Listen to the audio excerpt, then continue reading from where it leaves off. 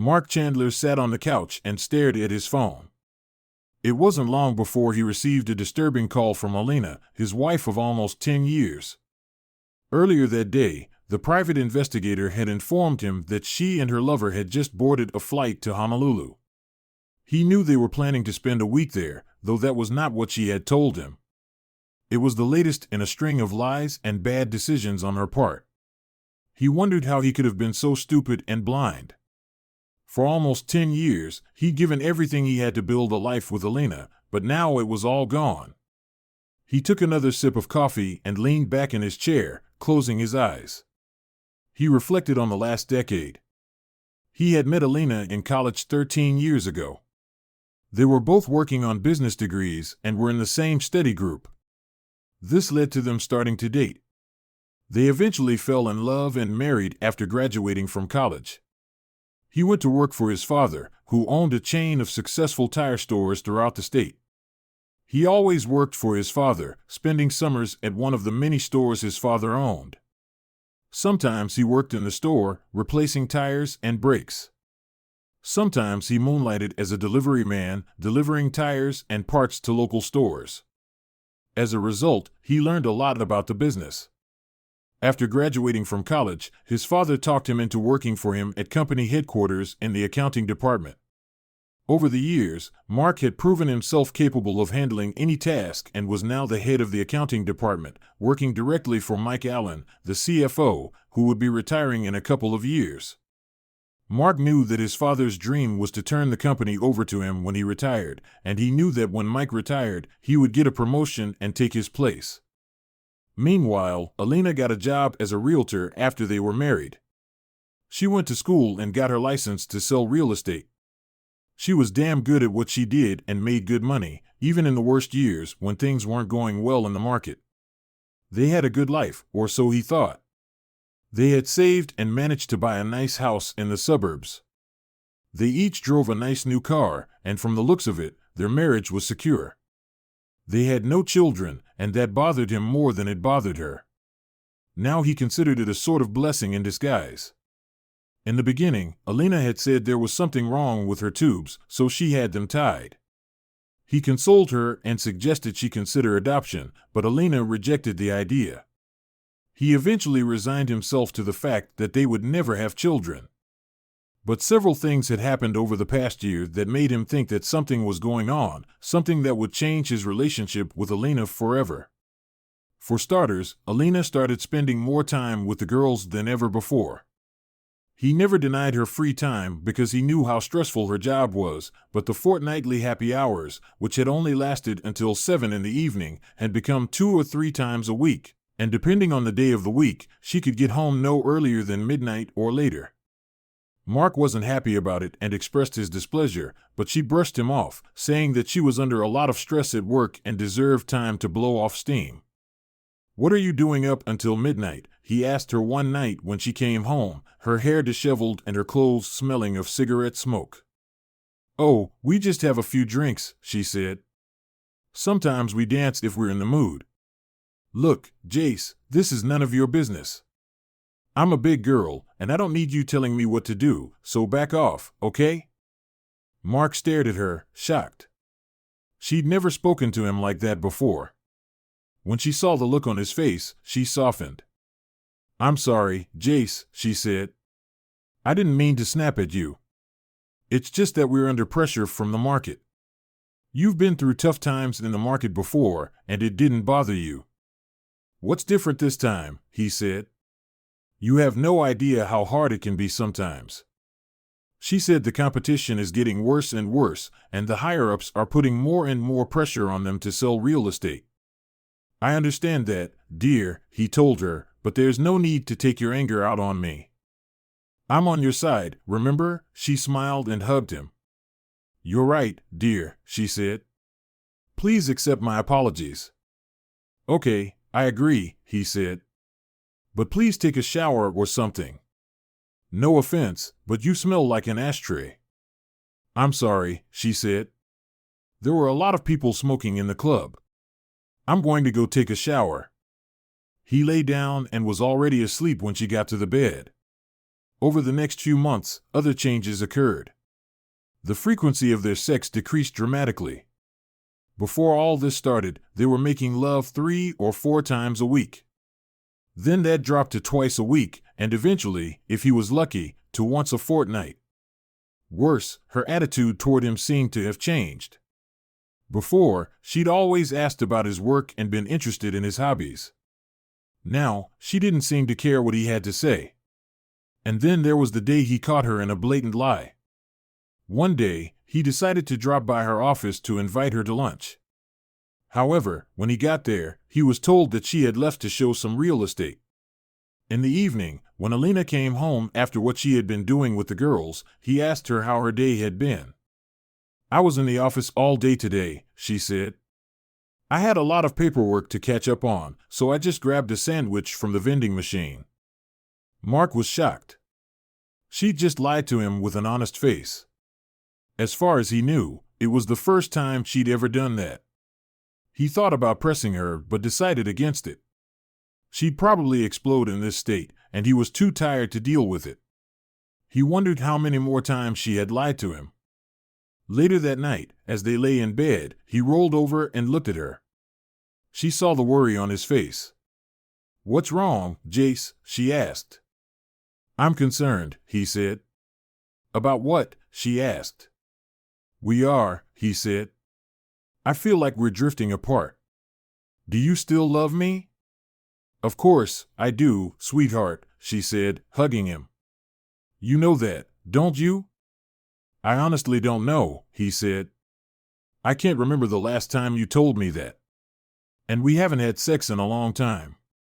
You seem to go out more often than you're home." "I'm sorry," she said. "It's just the pressure of the job.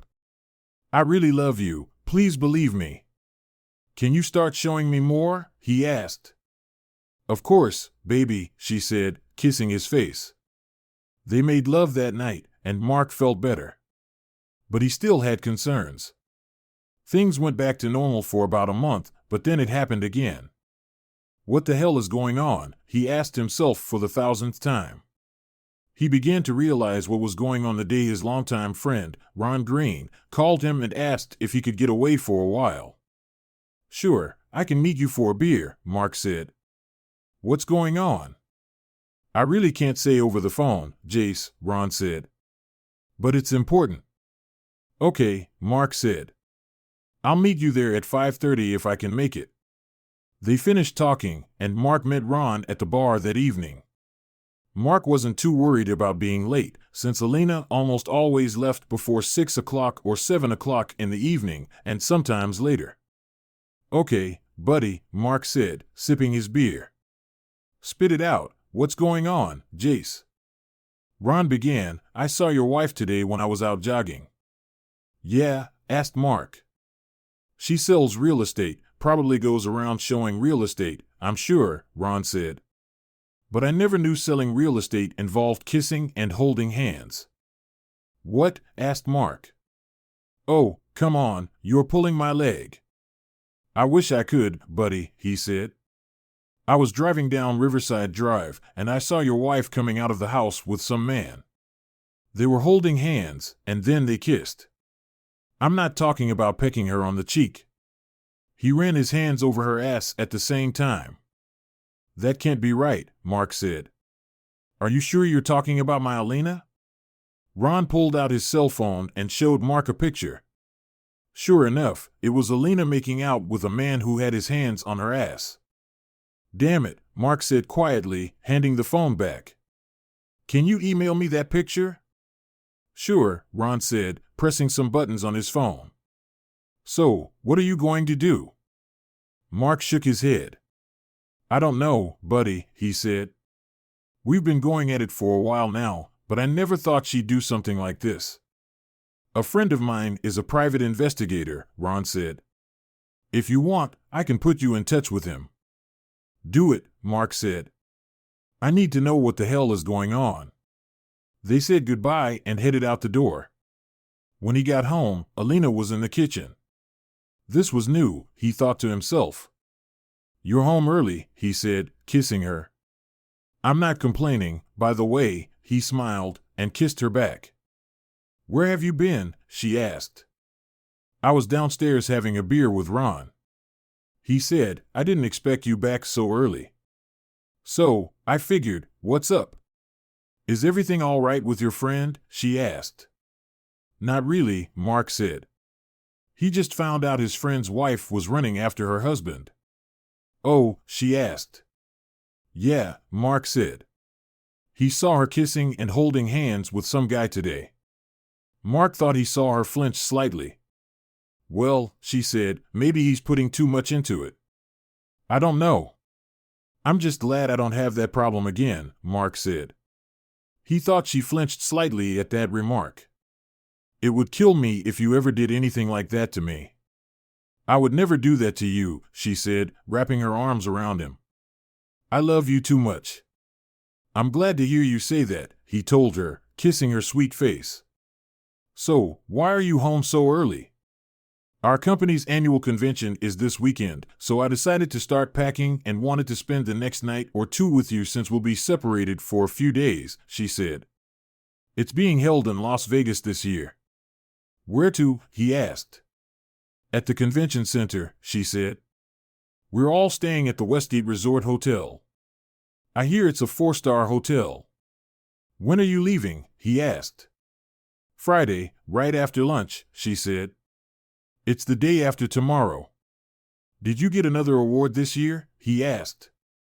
"She always got awards for being the best salesperson in the region." "I guess so," she said. They kissed again. Then he said to her, "Why don't I walk you upstairs and congratulate you on another successful year?" She smiled and took his hand. "I thought you'd never ask," she said. They spent the evening making love, but Mark was preoccupied with other thoughts. Would she cheat on him this weekend, he asked himself. "Say, I've got a vacation coming up," he said. "Why don't I take a few days and come with you? Maybe we'll spend a week in Vegas, relax a little, and rebuild our relationship. After all, next week will be our 10th anniversary." "Sounds like fun," she said, "but I'll be so busy with seminars and meetings that it's unlikely we'll be able to see each other. Besides, they expect me to go straight back to work after the convention. Why don't we celebrate our anniversary when I get back? I'll make it up to you, I promise." "All right," he said. "I'll keep you posted." The next day, he contacted Ron and got the name and number of the private investigator. He made an appointment for that day and went to see him before lunch. "Good morning, Mr. Chandler," the middle-aged man said as Mark entered his cluttered office. "Nice to meet you. Ron said you might be able to help. Please, call me Jerry. What can I do for you?" Mark explained the situation and told him about Alina's upcoming trip to Las Vegas. "Vegas, huh?" asked Jerry. "You think she intends to hook up with someone at the convention?" "I don't know," Mark said. "Maybe. I have some acquaintances there who could do me a couple of favors," Jerry said. "Tell you what, we'll keep an eye on her there, and if you want, we can sneak a camera and microphone in. If you give me her room number, it'll cost extra, you know that." "That's what I figured," Mark said, "but I need to know the truth." Jerry pulled out a digital audio recorder and held it out to him. "It's very easy to use," Jerry said. "It's voice-controlled, so all you have to do is put it under the car seat and turn it on. You can retrieve it later when she drives away. I assume she'll leave the car at the airport, she usually does." "Good," Mark said. "Don't worry, we've got it covered. If she messes up, we'll figure it out. By the way, here's my private number. In case you hear anything, call me anytime." "Thank you," Mark said, writing a check from his personal account instead of the joint account. Both he and Alina had their own personal accounts, separate from the joint checking account that was used to pay bills.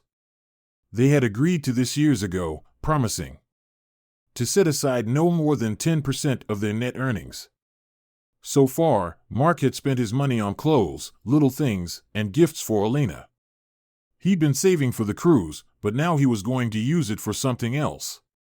That evening, Alina finished packing for the trip. Mark offered to carry her things to the car, and she gladly accepted. "That would be very helpful," she said, and kissed him. He carried the bags to her car and put them in the trunk. He couldn't help but notice how much stuff she had packed. It was more than enough for a weekend getaway. Putting her overnight bag in the trunk, he couldn't resist the urge to see what she had taken and opened the suitcase. He immediately noticed the container of birth control pills. There were only 10 left in the container. What the hell, he asked himself. Where did she get birth control pills from? Hadn't she said she'd had her tubes tied, or was that another lie? He looked at the clothes she'd packed. Some of what she'd brought with her seemed appropriate for a business meeting, but most of it turned out to be club clothes, tiny dresses he'd never seen before, and lingerie with ruffles. He also noticed a couple of very revealing bikinis, one of which turned out to be an open micro bikini that he'd only seen online. He pulled out his phone and took pictures. Opening her car door, he shoved the audio recorder under the seat and made sure it was on. Then he closed the car doors and made sure everything was locked. This night was the last time they would make love, Mark thought, probably as husband and wife. The next morning at breakfast, Alina gave him her room number and promised to call him every night. "I love you," she told him, kissing his cheek. "I love you too," he said. He watched her drive away from the house. When he arrived at work, he called Jerry and gave him her room number. "Great," Jerry said, "thanks. I'll get right on my guys." In the afternoon, he received a call from Alina informing him that she was at the airport and getting ready for her flight. "I'll call you when I'm checked into my room," she said. "I'd appreciate it," he said. "Remember, I love you." "I love you too, baby," she said. "I'm going to miss you." "Of course you will, you liar," he thought to himself sarcastically. "I miss you too," he said instead. When he finished talking, he looked up and saw his father standing in the doorway. "Everything all right, son?" he asked. "You look like your dog just died." "I don't know, Dad," Mark said. His father went into the study and closed the door. "Everything okay at home?" "Do you want to talk about it?" his father asked him. Mark knew it was best not to try to hide anything from his father, so he told him everything he knew so far. "That doesn't sound too good, son," his father said. "I would never suspect her of cheating on you."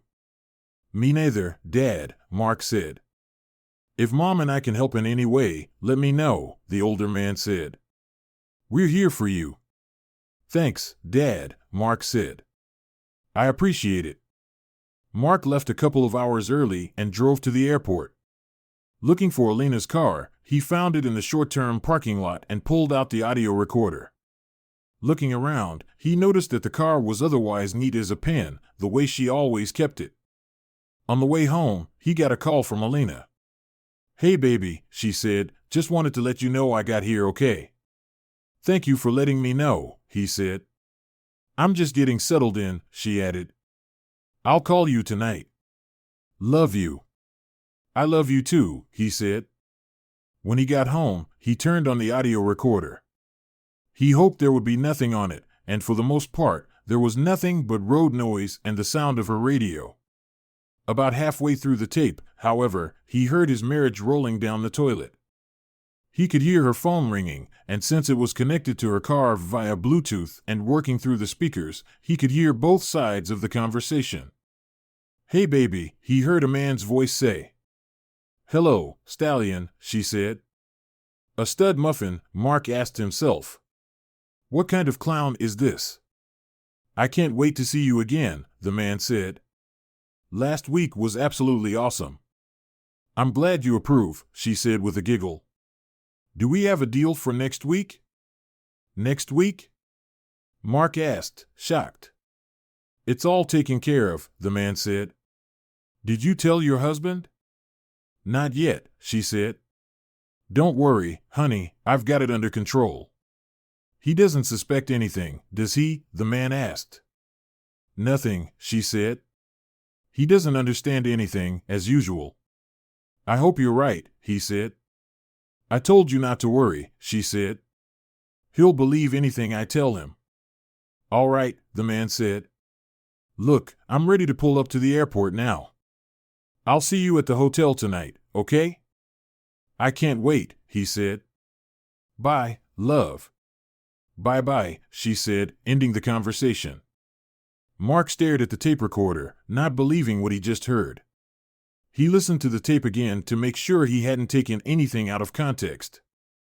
Not only was she cheating on him, but she was planning something for next week, the week of their 10th anniversary, and it didn't involve him. Damn it, damn, he thought to himself. How long does this last, and who is this she's having fun with? He grabbed a beer from the fridge and sat at his desk, reflecting on the past few months. Had he really been so clueless that he'd missed all the signs? He wondered what else she might be hiding. Up until now, he had always respected her privacy and stayed out of her personal affairs, but now that had become impossible. He knew she kept her home desk under lock and key, but he also knew where she kept the key.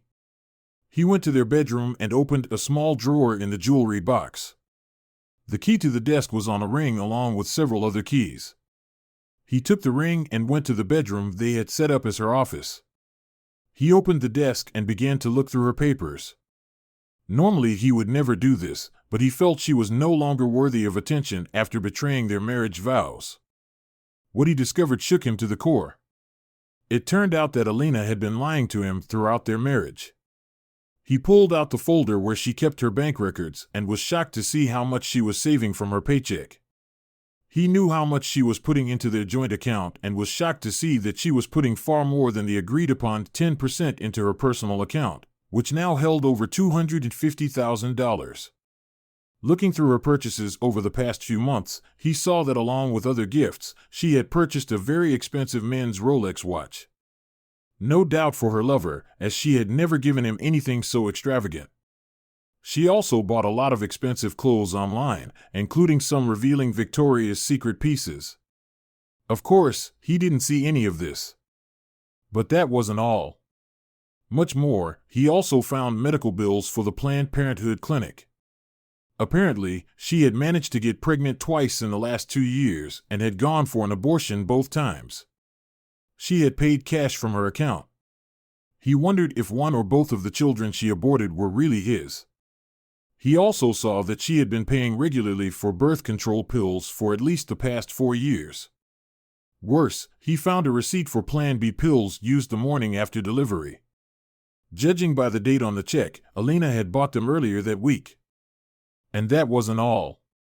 Among her receipts was a very recent one for a large down payment on an apartment in a fairly affluent part of town. He wondered if this would be her love nest or part of her exit strategy from the marriage. There were also receipts for utilities and new furniture. He looked at the key ring he'd found earlier and wondered if one of them was the key to her apartment. He intended to find out. He turned on her computer to see what he could get out of it. He knew she always wrote down her passwords, and he found a piece of paper taped to the bottom of the keyboard with a list of usernames and passwords written on it. He tried entering the first of them, and sure enough, the computer started right up. Opening her browser, he found a link to an online email program and logged in. Sure enough, the email client immediately opened and showed her mailbox. Apparently, she was so confident that he would never spy on her that she had saved her username and password in the system. He started checking her emails and was shocked at what he discovered. There were several emails sent to and from Greg Wilson. Almost all of the emails were frank, Greg talking about how much he enjoyed having sex with Alina.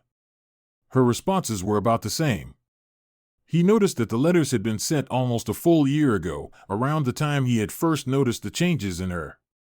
As far as he could tell, at first, their dates were in hotel rooms, but later, they decided to meet in houses she was selling. He discovered a letter sent about 6 months ago that gave a partial answer to one of his questions. "Did you take care of that little problem?" asked Greg. "Yes," Alina said. "I went and got an abortion today." "Too bad you didn't keep him," Greg said. "You could have passed him off as Mark." "I can't do that," she replied. "As far as he knows. I can't have children, he'd know it wasn't his." Mark thought back to 6 months ago and realized that was when he'd first caught her in a lie. He thought to himself, a lying, conniving, cheating. He kept going through their emails. At one point, Greg suggested they have sex in Alina's marital bed, but she didn't agree to it. "I won't do that to Mark," she wrote in one of her letters.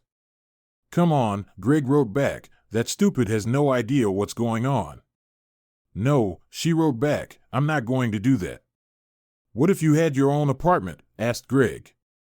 "You could pay cash for a nice apartment with the commissions you get, and your husband would never notice the difference." "You may be right about something," she wrote back. "I have my own account, and Mark never asks about it. I'll see what's available." Now, that was 3 months ago. The receipt for the down payment was dated just over a month ago. "I bought a condo," she informed him in an email. "I just made a down payment, and I'm getting new furniture in a week." Mark doesn't know anything about it. "Great," Greg wrote back, "we're going to have to redecorate every room in this house." Mark leaned back in his chair, shocked by this revelation. He continued to look through the emails. "So why do you stay with your husband?" asked Greg. "Why not just leave him and move into an apartment?" "Believe it or not, I still have feelings for him," Alina said. "He may be an arrogant accountant at a chain of tire stores, but I like him, and he treats me well. I only bought the condo so we could have a place to hook up without risking being seen at the hotel. Besides, you're still married. Listen, baby, just say the word, and I'll dump Christy in a heartbeat," Greg wrote back. "She's already a royal pain in the ass." "We'll see what happens after the conference," she wrote back. After the conference. What happens after the conference? He asked himself. Mark started to print out her letters and copy the receipts he'd found when the phone rang. Alina's number popped up on the display. "Hello," he said, answering the phone. "It's me, baby," Alina said. "Are you all right? You seem kind of out of it." "I have a splitting headache," he said, not wanting to let her know he was onto her. "Well, I just wanted to let you know I'm settling in for the night," she said. "Take something for your headache and get some rest." "I love you and miss you," she said.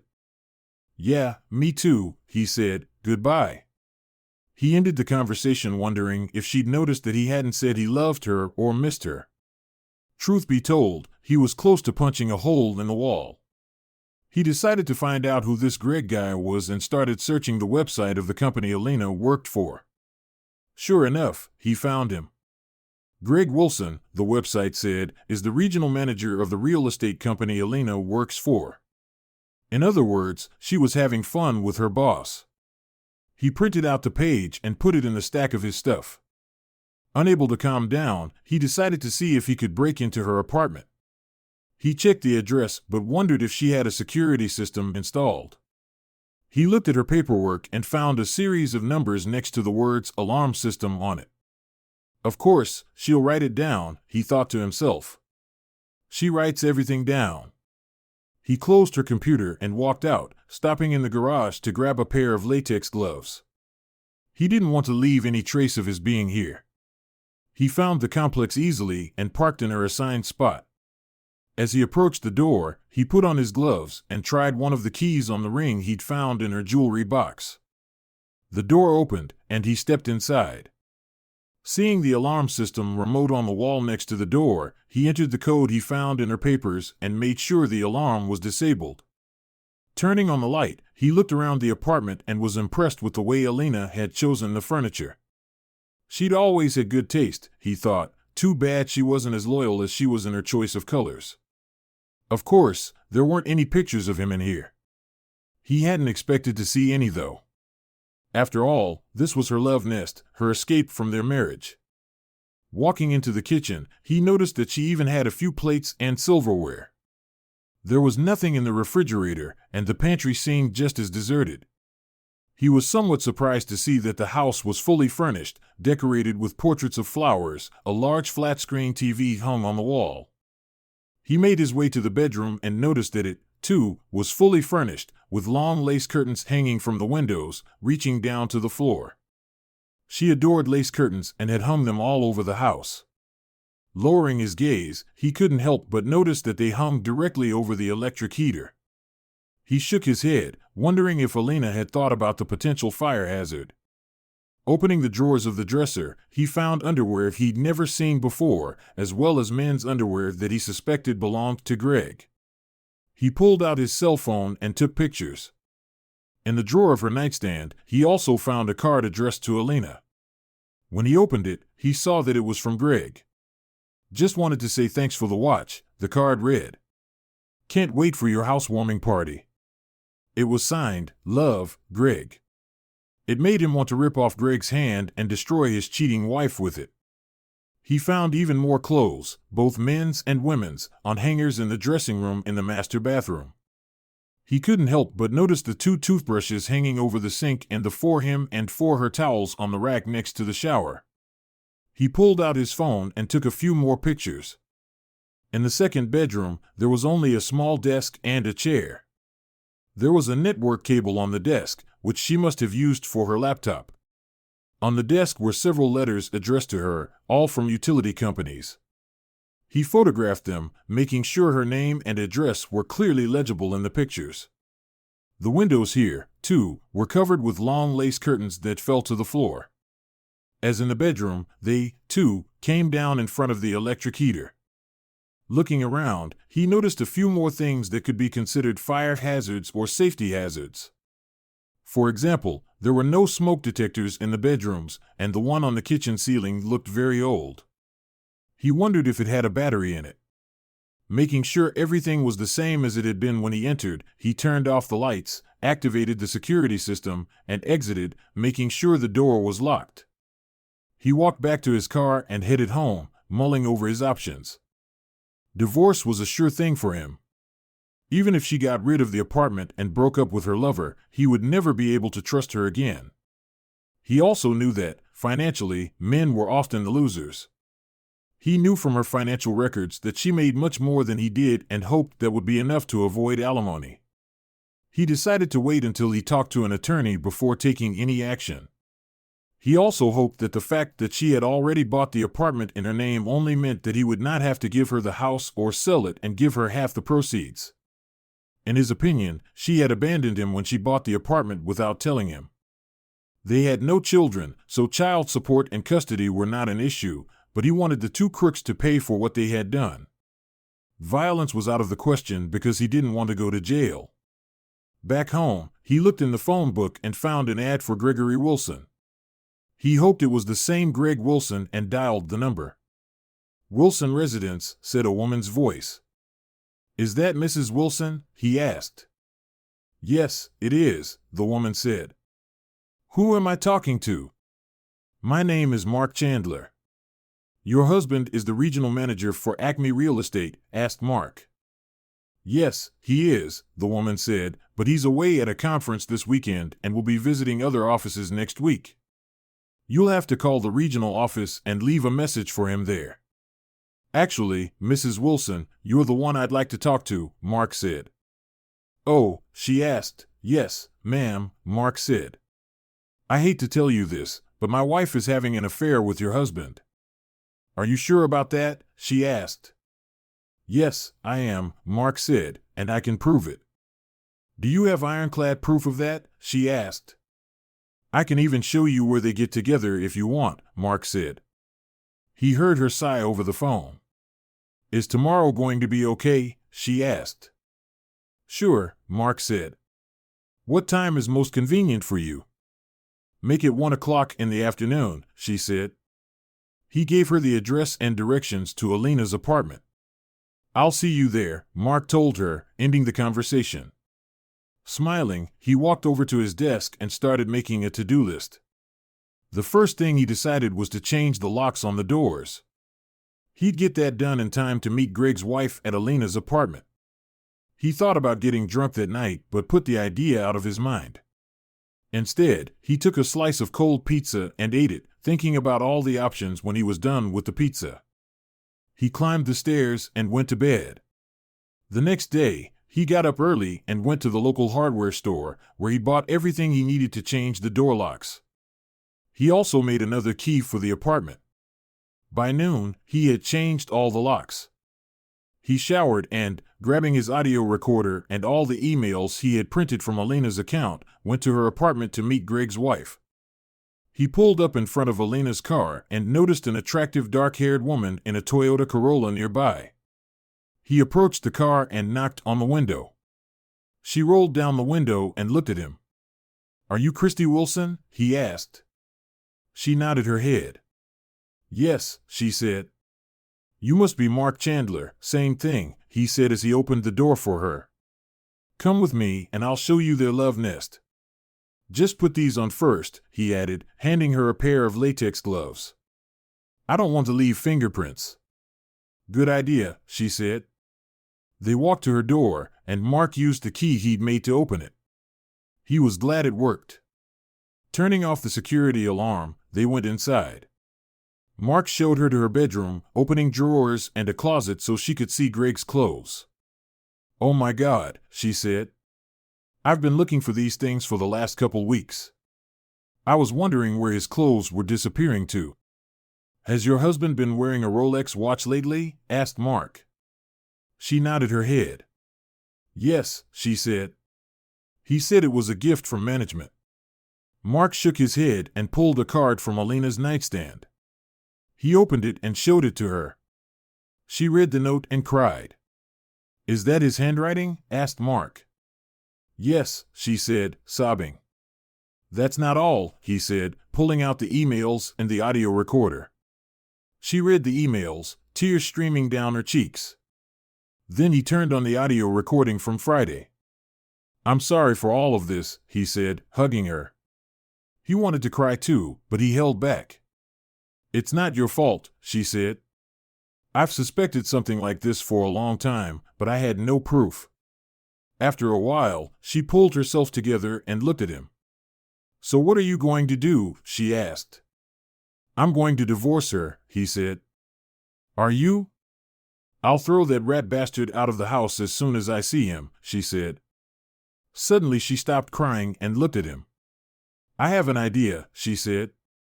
"What is it?" he asked. "They want to live here together. Why don't we help them?" she asked. "What do you mean?" he asked. "I mean, why don't we pack their things and bring them in here?" she replied.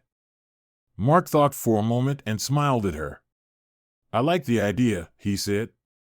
"But we'd better hurry. They'll be back in a day or two." She shook her head. "Greg said he'd be gone for a week after the convention," she said. "I'll bet you anything she'll find an excuse to leave too." Mark suddenly remembered the recorded conversation. Alina had specifically asked him if he had everything ready for next week, but she hadn't specified what they had planned. "I guess you're right. Still, I want her out of my house as soon as possible." "I agree," she said. "Meet me back here in 3 hours." "Works for me," he said. "I'm just going to throw her in the trash bags, so I think I can do that and be back here in 3 hours." "See you later then," she said, standing up. Mark looked at her intently. She was shorter than Alina, and her slender figure was complemented by her cuteness, he thought. Greg was a damn idiot for cheating on this woman. They drove out of the condo and arrived about 3 hours later, their cars loaded with bags of the couple's belongings. They carried the bags into the condo and tossed them into the nearly empty second bedroom, not caring if anything would break. They knew it would take the two cheating spouses several hours to sort through everything. "I don't know about you, but I didn't take much care of his things," she said. "Me too," Mark said. They laughed and did a high five.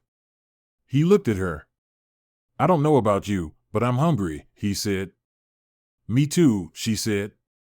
"I could use a nice juicy hamburger." "A big fat cheeseburger sounds pretty good to me too," he said. "I know just the right place. Would you like to join me?" "My treat," she said. "Sure," he said. He drove toward the bar he and Ron liked to visit, and she followed him. After they parked, Christy looked up at the front of the building. "A bar?" she asked. "Trust me," he said. "They make the best burgers here. You'll love it." "Okay," she said.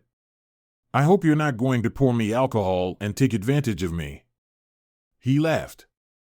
As tempting as it sounds. I wouldn't do that to you, he said. Damn, she said, laughing. They went inside and ordered a beer, a burger, and fries. Over their meal, they swapped stories about their failed marriages. Her story was similar to his. She met him in college, and they soon married, but she wanted kids, and he didn't. He started working for Acme Real Estate, and she took a job with a home remodeling company, working in accounts receivable. Are you a CPA? He asked. She shook her head. No, I've never gotten that far, but I hope to do it someday, she said. He told her about his background and work. We're always on the lookout for a good person, he said. Maybe if you give me a resume, we can help each other out.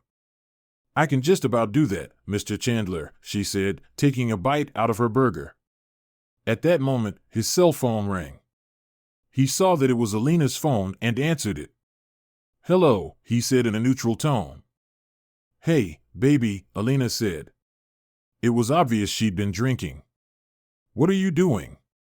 Just at the bar for a hamburger, he said. What's wrong with you? Guess what? She asked. I got the Best Salesman award. She said without waiting for his answer. I'm happy for you, he said. Yes, and they want me to stay here in Vegas next week to work with their agents, she said. Of course, he already knew that was a lie. Isn't that wonderful? There's talk that I might be promoted to manager soon, she said. No doubt on her back, he thought to himself. That's wonderful, he said. What about our anniversary? It's coming up this Wednesday. I know, she said, and I'm sorry about that. Maybe we can celebrate next weekend. Don't worry, he said. I know your work is important to you, and I wouldn't want you to miss out on a big sale. What does that mean? She asked. Nothing, he said.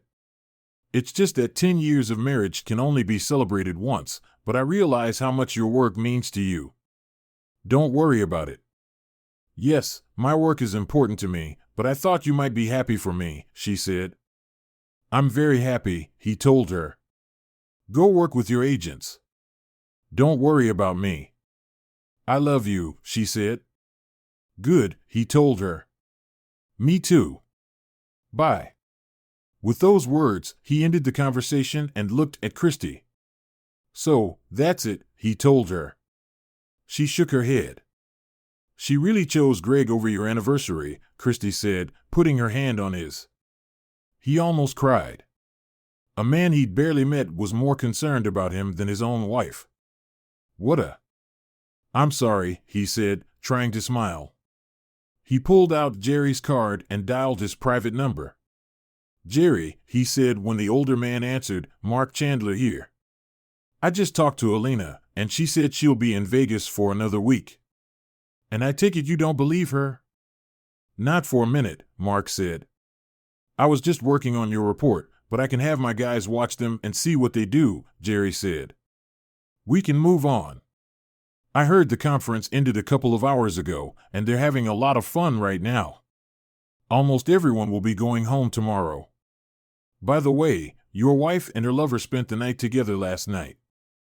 I have a video I think you might be interested in. I'll email it to you if you'd like. It will all be in my report. That would be great, Jerry, Mark said. Thanks. He ended the conversation and looked at Christy. Well, tomorrow we'll find out what's really going on, he said. These two lovebirds spent the night together. My private investigator is going to email me some video footage. Would you like to watch it with me? Not really, she said, but I feel like I should. He nodded his head understandingly. Well, let's go to my house then, he said, standing up. After Mark paid for his food, they left the bar and headed to his house. By the time they got there and settled into his office, a video had arrived in his email. Would you like something to drink before we watch this? He asked. Sure, she said, Coca-Cola if you have it. I'll get one Coke now, he said and went to the kitchen. He came back with 2 cold Cokes and handed one to her. He turned on the video, and they watched Alina and Greg having various types of sex. Both Christy and Mark held back tears as they watched their spouses having fun with each other.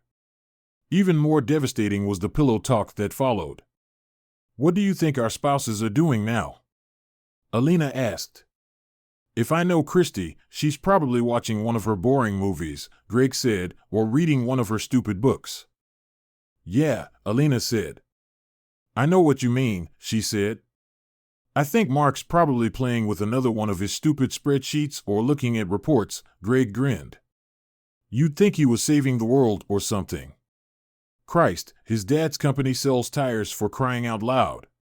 What the hell's so damn important about that?" "So, have you figured out what you're going to say to that after the awards banquet tomorrow?" asked Greg. "Yeah," she said. "I'll just tell him I was asked to stay in Vegas for a week to fill in for the local reps. He'll believe it. Hell, he'll believe anything I tell him. I could tell him the moon is made of green cheese, and he'd agree. And by the time he figures it out, we'll be on a beach in Hawaii," he said.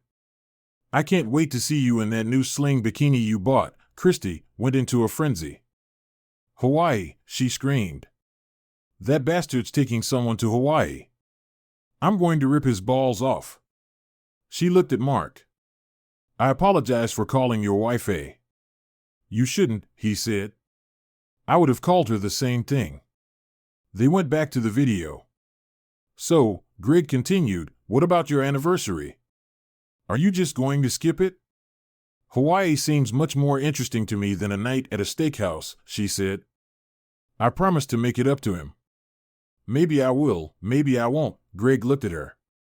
"You're cold, you know that?" he asked. She shrugged. "This is only our 10th anniversary," she said. "There will be more. Who cares about that? I need you right now." With those words, they started having fun again, causing Mark to stop the video. "I've seen enough," Mark said. "Have you?" Christy nodded her head, tears streaming down her cheeks. "More than enough," she said. "I'm making an appointment with a divorce lawyer on Monday," he said. "Would you like to join me?" "Do you mind?" she asked quietly. "Not at all," he told her. Christy burst into tears, sobbing. Mark put his arm around her and let her cry on his shoulder. He wanted to cry too, but he decided to hold back. He comforted her as best he could, struggling with his own emotions. "Do you mind if I stay the night with you?" she asked. "No sex, I just want to be cuddled." "Of course, you can stay," he said. "Stay a week if you want." "Thank you," she said. "I can't believe I gave that jerk all those years. All this time I've been falling for his." "I know exactly what you mean," Mark said. He led her upstairs to the master bedroom and found an old t-shirt that seemed long enough for her to wear to bed. She took it and went into the bathroom to change. After waiting for her to return, he changed into his pajamas and climbed into bed. She came out of the bathroom in a long t-shirt, and he almost gasped when he saw her. He always thought Alina's legs looked good, but Christy's legs were the slimmest he'd ever seen. She smiled as she climbed under the covers. "What's the matter?" she asked. "Haven't you ever seen a woman's legs before?" "None look as good as yours," Mark said. "Flattery will get you everywhere, sir," she teased. He wrapped his arm around her and pulled her against him, inhaling her scent. She put her hand on his chest and pressed herself against him. "Do you know you're the only woman besides my wife that I've been in bed with for over 10 years?" he asked. "And you're the only man I've been with besides my husband," she said. They stared into each other's faces for what seemed like an eternity. They fell asleep like that and woke up the next morning pressed against each other. "Good morning, sleepyhead," she said. "You don't need to move at my expense," she added as he got up to go to the bathroom. "Good morning, beautiful," he told her. "I'll be right back." He went into the bathroom and peed, which was rather difficult considering the state of his manhood. By the time he came out, Christy had already cleaned up the kitchen and was making everyone a portion of scrambled eggs and bacon. Glancing at the clock on the wall, he saw that it was 8:30 in the morning. His attention shifted back to Christy. He loved watching her cook in his old t-shirt, and he remembered, for a moment, the happy times when Elena had made breakfast for them every morning. "Damn, that smells good," he said. "I hope you don't mind my treating myself in your kitchen," she said. "Not at all," he told her. "I can't remember the last time someone made me breakfast." "Elena never cooked for you?" she asked. "She did at first," he said, "but she stopped making breakfast a long time ago, said it took up too much time and she needed to clean up for her client." Christy muttered, agreed. He said he could smell the bacon as she set a large plate in front of him. He devoured the food like a man who hadn't eaten in a month. "Damn, that was delicious. Do you cook like that every morning?" "When I can," she said. Mark's cell phone rang. Glancing at the screen, he saw Jerry's name and number and answered it. "Good morning, Jerry," he said. "You work Sundays now?" Jerry laughed. "More often than I'd like," he said. "I just wanted to let you know that your wife and her lover boarded their flight in Las Vegas just before 6 o'clock this morning. They had a 40-minute layover at Los Angeles Airport, and the plane left there about an hour ago. They will land in Honolulu in about 5 hours. I have the flight information if you need it." "Yeah," Mark said. "They're on American Airlines Flight 31, Jerry said. I have a man in Honolulu ready to pick up their trail when they get there." "Thanks, Jerry," Mark said, writing down the information. He ended the conversation and looked at Christy again. "All right," he said. "Here we go." They're on their way to Hawaii. After the plane took off, Elena sat back in her seat. She looked out the window and watched the plane pass over the Pacific Ocean. "This is it," she thought to herself. Looking to her left, she saw that Greg was already sound asleep in the seat next to her. She closed her eyes for a moment and thought about the last 10 years. For a moment, she was overcome with guilt for what she was doing to her husband, who had foolishly trusted her. In the back of her mind, she realized that this was just the latest in a string of bad decisions on her part. But she reasoned she owed it to herself. Eventually, she thought, it would end without Mark finding out. Her marriage would continue, and eventually, they would retire and grow old together. Her first bad decision was to tell Mark that she couldn't get pregnant. Actually, she could, but she just didn't want to commit herself to a marriage with children. The idea of motherhood might appeal to some, but not to her. So she told Mark that, due to medical complications, she had to have her tubes tied. He accepted her explanation and eventually agreed. But she had problems with the IUD and had to stop using it. The pelvic pain and headaches eventually became too much for her, and she decided to use standard birth control pills. She also started using the calendar rhythm method and avoided sex on her most fertile days. This helped most of the time, but she still ended up getting pregnant twice. The first time was with her husband. Fearing his reaction to her pregnancy, which would expose her first lie and her own desire to remain childless, she discreetly had an abortion, paying for it out of her own funds. Fortunately, they had agreed from the beginning to set up personal accounts as well as a joint account. They had originally agreed to contribute 10% of her net paycheck to the account, but she got very sneaky. She could have paid for the abortion out of her own money, and Mark would have been left in the dark. Her second pregnancy was with Greg, about 6 months ago.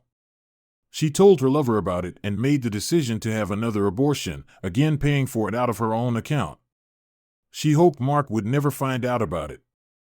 And then there were her affairs. For the first 7 years of their marriage, she was faithful to her husband.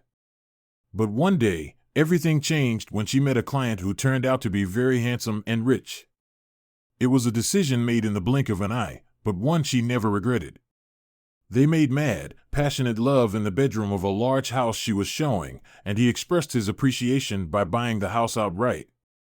She didn't do it often, maybe 10 times over the next year and a half, but she found out later that others did it too. Sure, she felt a little guilty, but she decided, what the hell? If other girls could do it and get away with it, so could she. It had nothing to do with Mark, in her opinion. She'd never stopped loving him, and what he didn't know wouldn't hurt him. Then she met Greg, and everything changed. He was everything her husband wasn't. Mark liked to analyze everything before making a decision, while Greg was spontaneous and made decisions instantly. Mark's life and career had been set long ago. He had worked for his father all his life and still does to this day. He would soon become the CFO of his father's tire company and one day take over as president and CEO. Greg, on the other hand, didn't know where he would be in 5 years and saw everything as one day at a time. While Mark thought about the future, Greg lived in the present moment. They were also very different in bed. While Mark made love to her and focused on pleasing her, Greg just took her and destroyed her. At first, they met at motels and hotels around town or at the house they had for sale, but she became concerned that someone might spot them and alert Mark or Greg's wife, Christy. Then there was the night Mark expressed concern that they were drifting apart. She freaked out and grew cold toward Greg for a while. She focused all her love on her husband, but it didn't last long. Greg wanted to start over, but she was afraid Mark might find out about them. She needed to figure something out, so she decided to buy her own apartment. That way, she would have a special place for her and Greg. He wanted to entertain her in the bed she shared with her husband, but she refused. Even though Mark seemed like something of a stick in the mud, she still had some feelings for him. It helped that she and Mark had long ago decided to file their tax returns separately. She could leave the apartment with him and still get a tax break. It was a win-win, at least that's what she told herself. All of this led to her deciding to spend a week in Hawaii with Greg. She took a week's vacation from the office, saying she was going to Hawaii with her husband after the annual corporate meeting. Greg, meanwhile, informed his wife that he would be traveling for the next week, which is not uncommon for him. She lied to Mark, telling him she'd be in Vegas for a week. Surely a couple of phone calls would have been enough, and he would have figured it out. Lucky for her, she thought, Mark believed everything she told him. The only downside was that she'd miss her 10th wedding anniversary with Mark, but she'd make it up to him as soon as she got back, and it would all remain her secret. She smiled as she looked at the blue water below them and thought of Hawaii. Greg had bought a very risque open bikini for the trip. He wanted to watch her take it off and masturbate on the beach for him. The thought made her wet between her legs, and she fought the urge to rub herself with her fingers right there on the seat. Maybe I'll go to the bathroom and set myself up later, she thought. She pulled out her phone and checked to see if there were any messages or calls. She wasn't surprised to see that Mark hadn't texted or emailed her. He didn't like texting and preferred to communicate by phone or in person. She grinned to herself. She felt the plane shudder and thought that maybe they had hit turbulence. She felt the plane lower its nose, and the engine sounded different. She realized something was terribly wrong when she looked out the window. Suddenly, there was a commotion in the cabin, and she felt gravity pushing her into her seat. As she looked outside, she realized that they were plummeting downward. Oh God, she thought to herself, this is it. We're going to crash. I'm going to die. The oxygen mask suddenly dropped, and she heard the other passengers, including Greg, screaming as the flight attendants tried to prepare them for the inevitable. She looked at her phone, tears smearing down her face, and made one last decision. Mark and Christy finished breakfast and put away the last of the dishes. They sat down at the table again and began discussing plans for dealing with their wayward spouses. Mark was impressed with Christy's ability to analyze the problem. He felt closer to her at this moment than he had felt to Alina for months. He was just returning to the table with a second cup of coffee for them when his phone buzzed. Alina's name and number popped up on the screen, and he put it on speaker. "Hello," he asked. "Jace," he heard Alina yell. It was hard to hear as there were a lot of extraneous noises around, and the shouts of other people could be heard. "Yeah, Alina, what's going on?" he asked. "Not now, airplane down." "Sorry, pardon me," they heard before the call was abruptly cut off. Mark and Christy looked at each other, shocked. He tried to call Alina back, but the call went straight to voicemail. He looked at Christy. "Try calling Greg," he told her. She ran to the front room and grabbed her phone from her purse while he watched her. She tried to make the call but shook her head. It went straight to voicemail, she said. He went to his home office and turned on his computer, starting it up. He typed the airline's contact number into a search engine. He called and was turned away, but eventually was able to speak to someone who confirmed they were investigating reports of the plane going down. He left his name and phone number and Alina and Greg's details and was told he would be contacted. He also left Christy's details so that she could be contacted. He did a quick Google search, but nothing came up. He figured it would be at least an hour before there was any news. They walked to the front room and turned on the TV, wondering if anything had come on. Mark went from channel to channel, but nothing was reported. He looked at his phone and thought about the events leading up to this moment. Finally, a news network reported that an American Airlines flight to Honolulu had crashed in the Pacific Ocean, but there were no details. "Oh God," Christy said, covering her mouth with her hand.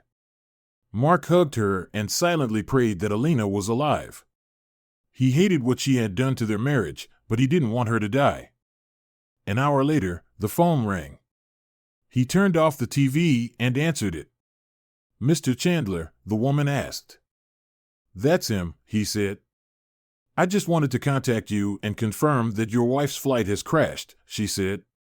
"I don't have any further information at this time, but we will get back to you as soon as we have new information." "Thank you," Mark said, ending the conversation. He and Christy hugged and shed a few tears. A few minutes later, Christy's phone rang, and she was given the same information. A short time later, his father called. It wasn't unusual. His parents often called him when they heard something like this on the news. "Hey, Jace," his father said. "Hey, Dad, how are you doing?" he asked. "Just got back from church." "Did you see the news about that accident?" his father asked him. "Yes, it is," Mark said. "That's terrible," his father said. "By the way, how's Alina doing? Isn't she on her way back from Vegas?" "She's not doing so well right now, Dad," Mark said. "She was on that plane that crashed." "What?" his father asked, shocked. "What was she doing going to Hawaii without you?" "She was with her boyfriend," Mark said. "Oh my God," the older man said. "I'm sorry to hear that, son. Listen, take a week off and sort things out. I'll let Mike know if there's anything we can do. Just give me a call, okay?" "Thanks, Dad," Mark said, ending the conversation.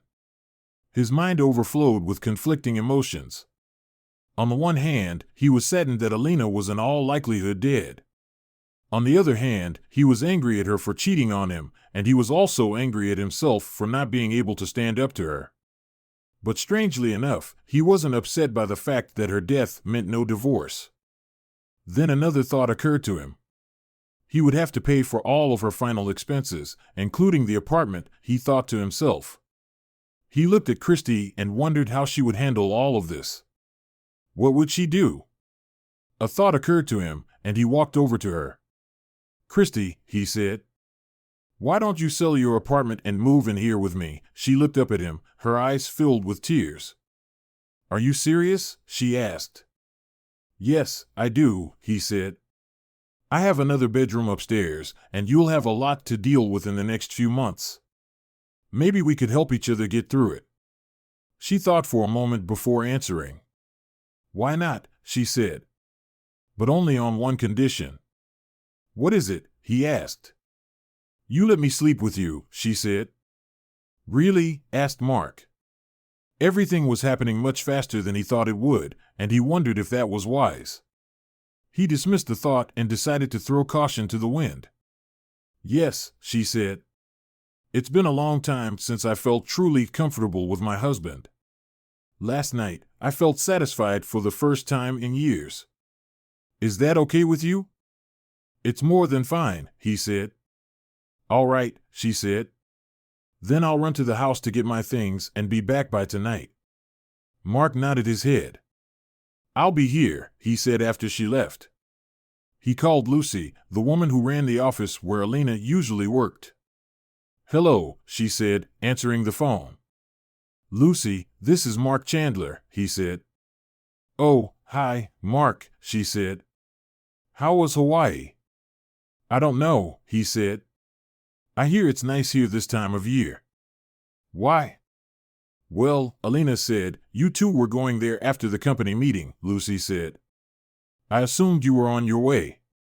"No," Mark said, "she went to Hawaii, but not with me. She went with Greg."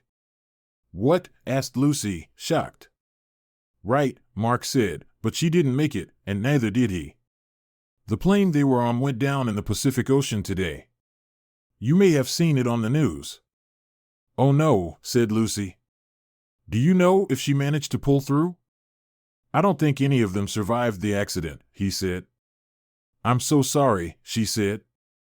"Please accept my condolences, and thank you for letting me know. I don't know if you know this, but the company carries life insurance on all its employees. I'll take care of the paperwork first thing, but I'll need something from the airline. Can you give it to me?" "Yes, I'll get what I can," he said. "But I have a question for you." "What is it?" asked Lucy. "Did you know Alina was having an affair with Greg?" he asked. "I suspected something was going on." "There were rumors, but nothing more than that," Lucy said. "We don't usually gossip about such things in the office." "I see," he said. "Well, that's all I've got. I'll be in touch." "Thank you," she said. "And again, my condolences." "I appreciate that," Mark said, ending the conversation. That night, as she and Christy were watching television, a report of the crash came on TV. According to the report, the last moments of the plane's flight were captured by a crew member aboard a cargo airliner that was only a couple of miles from the crash site. The TV station showed an amateur video that clearly showed the plane rapidly falling nose first. The plane seemed to literally fall apart as it hit the water. The report said the cargo ship changed course to see if they could find survivors.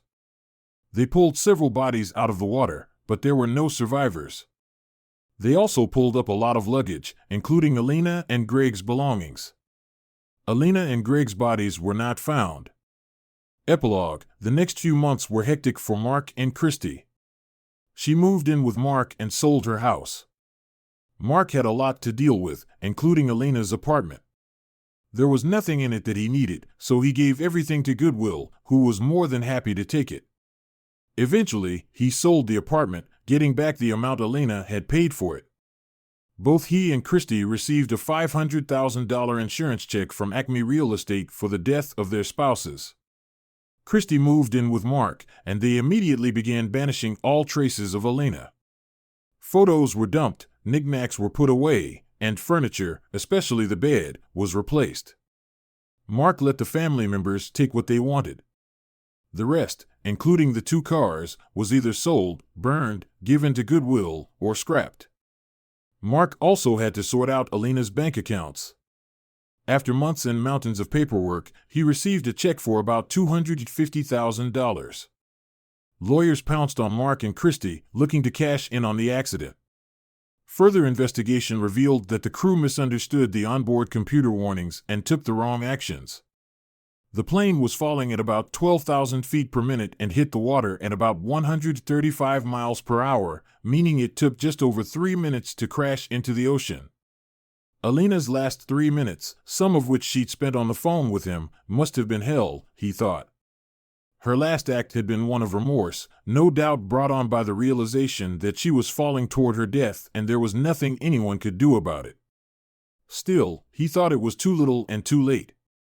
Fortunately, the airline reached a settlement with all of the affected families, paying each passenger just over $175,000. Mark and Christy made just over $1.6 million after everything was accounted for. Of course, the tax man got his share, but they were left with a pretty decent fortune. Since neither Alina's nor Greg's remains had been found, no funeral was necessary, but Mark and Christy held memorial services, mostly for their families. Neither of them shed a tear for their deceased spouses. 3 months into her service, Christy left her job and moved in with Mark. At that point, their love for each other had reached an intense level. During a dinner at their favorite local Texas Roadhouse restaurant, Mark knelt down and proposed to Christy. She reacted with joyous excitement, and the surrounding diners erupted into applause. "You're finally making an honest woman out of me," she whispered in his ear. "Why's that?" he inquired. "Because you're going to be a father," she revealed. He showered her face with kisses. "I adore you so much," he confessed. "I love you even more," she replied. "Just one request." "What is it?" he asked. "Please, let's not plan any flights," she pleaded. He chuckled, embracing her tightly. "Don't worry, my dear," he assured. Thanks for tuning in. I hope you enjoyed this, so make sure to subscribe to my channel and catch the next video.